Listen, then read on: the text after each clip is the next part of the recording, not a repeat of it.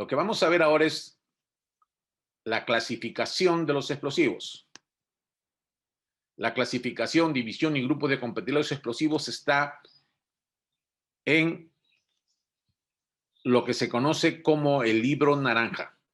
El libro naranja son las recomendaciones relativas al transporte de mercancías peligrosas. Es una reglamentación modelo. Esto es emitido por las Naciones Unidas y cada 2 años es renovado. Mejor dicho, no renovado, es actualizado. Puede entrar o salir cosas. Algunos países lo toman directamente para el control de sus explosivos, en otros lo toman para transportes. En el caso, por ejemplo, de Perú, el Ministerio de Transporte emitió la ley sobre materiales peligrosos y en su reglamentación establece que se tomará como referencia la última actualización del libro naranja. Esto también está ligado a las directrices técnicas internacionales conocidas como IATG y en el módulo el 01.50 que se denomina Sistemas y Códigos de Clasificación de Peligros Explosivos de Naciones Unidas.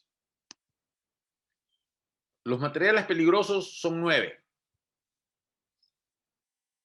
Hay explosivos, hay sólidos inflamables, hay radiactivos, gases, oxidantes, corrosivos, líquidos inflamables, líquidos infecciosos o material infeccioso y diversos. El diverso normalmente es el lugar donde llegan los nuevos y después que han sido definidos pasan a su clasificación correspondiente. ¿Cuál es lo que interesa en este caso a la autoridad nacional? En este caso lo que interesa primero es la clasificación 1. ¿Por qué? Porque en la clasificación 1 están todo lo referido a explosivos. Sin embargo, también es importante la clasificación 5.1, correspondiente a oxidantes. ¿Y por qué es importante? Porque oxidante es el nitrato de amonio. El nitrato de amonio es un oxidante. O sea, el nombre mismo indica que ya contiene oxígeno en su composición. Entonces, el nitrato de amonio que se utiliza para hacer explosivos en circunstancias extremas detona. Y detona cuando sobrepasa los 210 grados centígrados de temperatura. La pregunta entonces es, 210 grados es un calor muy alto. Bueno, el problema es que cuando combustiona el nitrato de amonio es una sustancia exotérmica. ¿Qué significa esto? Que al momento de combustionar produce calor hacia afuera mayor de cualquier otro artículo. Y cuando está amontonado, aglomerado, digamos, puede sobrepasar los 210 grados. Si esto ocurre, explota. Y si está contaminado, más rápido. Y cuando hago esto, estoy refiriéndome específicamente al nitrato de amonio. El nitrato de amonio es el mismo nitrato de amonio que se utiliza para fertilizar. O sea, es un fertilizante. Pero la composición química es la misma, tanto para el fertilizante como para el grado técnico que se utiliza para hacer explosivos. Sin embargo, hoy en día, cualquiera de los dos se utiliza para hacer explosivos, porque las tecnologías han variado y hoy en día se permite que cualquiera de estos se utiliza, digamos, otros componentes para que estos sean, la capacidad de detonación aumente a través de las microesferas que son combinadas cuando el nitrato de amonio es mezclado con agua, con aceite y estas esferas microscópicas. Entonces tenemos que lo importante para ustedes es clase 1, clase 5. Dentro de clase 5, el 5.1. ¿Cómo identificamos o cómo reconocemos y cómo interpretamos un símbolo de lo que es clase 1, clase 2, clase 3, clase 4? En la clase 1 Lo primero es que el primer número significa la clase de peligro. El segundo número es la división de peligro. Y la letra es el grupo de compatibilidad. Y si vemos, la clase de peligro es explosivo, clase 1. La división, o sea, el punto 1, corresponde a las sustancias y objetos que presentan un peligro de explosión masiva o explosión en masa, es decir, que se extiende de manera instantánea a la totalidad de la carga. El 1.2 está formado por objetos y materiales que presentan un peligro de proyección, pero no de explosión de toda la carga. Lo que quiere decir es que si tenemos explosivos de 1.2, hay una detonación en un extremo, no va a explotar toda la carga, digamos, en toda su extensión, sino una parte va a explotar. La 1.3 está formada por sustancias y objetos que presentan peligro de incendio y peligro de que se produzcan pequeños efectos de onda expansiva o de proyección o ambos efectos simultáneos de onda expansiva y de proyección, pero no presentan un peligro de explosión en masa. El 1.4 está formado por sustancias y objetos que no presentan peligro considerable. Están incluidos dentro de esta división las sustancias y objetos que presentan un pequeño peligro en caso de ignición o cebados durante el transporte. El 1.5, y aquí, ojo, digamos, a la señal de 1.5. Ustedes ven y dicen blasting agents, significa agentes de voladura. Está formado por sustancias y objetos poco sensibles que presentan un peligro de explosión masiva. Estas están incluidas dentro de esta división los materiales explosivos tan sensibles que en condiciones normales de transporte presentan muy pocas posibilidades de cebarse o de que su combustión origine una detonación.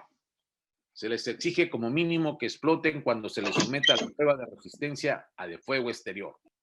Cuando dice que existen pocas posibilidades, digamos, que pueda, en condiciones normales, es cierto, o sea, en condiciones normales significa que un carro, digamos, un camión de transporte va totalmente limpio, no tiene, digamos, trazas de aceites u otras cosas, no se le mezcla con otros materiales y digamos, va en horas que son frescas, van, digamos, protegidos, etcétera. Entonces, no existe peligro de explosión. Eso sí es cierto. Sin embargo,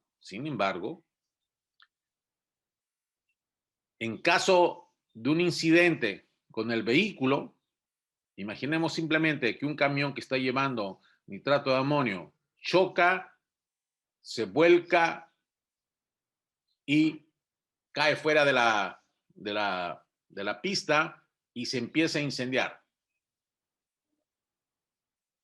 El problema es que en esas condiciones sí va a explotar.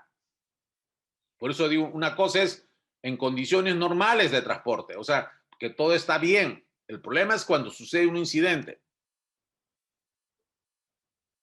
Y eso cuando explota, va a explotar como si fuera 1.1. O sea, es 5 para el transporte, pero en caso de explosión es 1.1. Va a explosión en masa. El 1.6 está formado por objetos extremadamente insensibles que no presentan peligro de explosión masiva, comprende objetos que contienen únicamente sustancias insensibles que demuestran una probabilidad insignificante de ignición. El peligro que presentan los elementos de esta división se limitan a una explosión de un solo objeto. Bueno, hoy en día el ejército americano tiene programas de cambio de explosivos en sus municiones, principalmente en este momento en municiones de artillería. Le están colocando explosivos 1.6, hechos en base a nitrato de amonio. Sin embargo, tienen menos peligro de explosión. Esa es la razón. ¿Por qué están cambiando? Para evitar explosiones no planeadas o para evitar explosiones en caso de ciertos accidentes. El 1.6, si explota, explota como 1.2. Y eso hay que tener en cuenta. La norma debería establecer, no la norma, sino la ley debería establecer la reglamentación. Eso es lo que yo puedo decirle respecto al nitrato de amonio, que se dice que no explota. Bueno, no explota cuando se cumplen todas las condiciones normales de seguridad. Eso sí es cierto. Pero cuando no se cumplen o se llega a extremos, vuela. Por lo tanto, la autoridad nacional debería verificar que se tome en cuenta la prevención como si fuera condiciones extremas para evitar cualquier cosa. Entonces, acá tienen ya sintetizado cuáles son las 6 clasificaciones de la división de peligro, se llama. No es división de riesgo, es división de peligro. El peligro es que explote.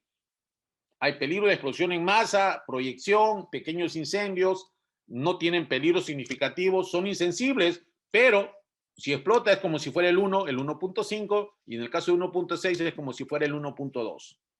Y aquí tienen la tabla de grupos de compatibilidad y cuáles se pueden almacenar y cuáles no se pueden almacenar. Entonces, todo lo que está en rojo es no se puede almacenar junto. Lo que está en verde sí se puede almacenar junto. Lo que está en amarillo se puede condicionalmente. ¿Y de quién es la responsabilidad? De la autoridad nacional o de la autoridad de la unidad, en caso que sea de municiones, o la autoridad competente para el tema de explosivos del área. Los grupos de compatibilidad vienen en todos los embalajes de explosivos. Esto es una reglamentación internacional sobre etiquetado de embalajes y uno sabrá, uno va a encontrar en todas las cajas que vienen explosivos o accesorios de explosivos, va a encontrar que tienen el código de peligrosidad. Inclusive los vehículos fábrica que transportan en las minas, digamos, estas combinaciones para llenar digamos, los huecos que se perforan, llevan también sus códigos, porque todo el personal tiene que saber que ahí está yendo material peligroso. Entonces tenemos que la clase de material peligroso facilita el transporte y el almacenamiento seguro.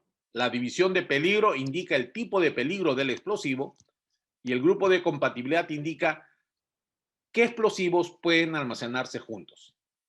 Si ustedes ven, este conocimiento ayuda a la seguridad. Solamente con el conocimiento y la aplicación de esto puede mejorar la seguridad en almacenes de explosivos, en almacenes de municiones. Por eso es importante esto. Y les aseguro, mejor dicho, no les aseguro, el libro naranja no es ningún tratado, pero es una convención técnica y se exige más que cualquier convención. Usted no puede mandar cualquier carga en cualquier buque.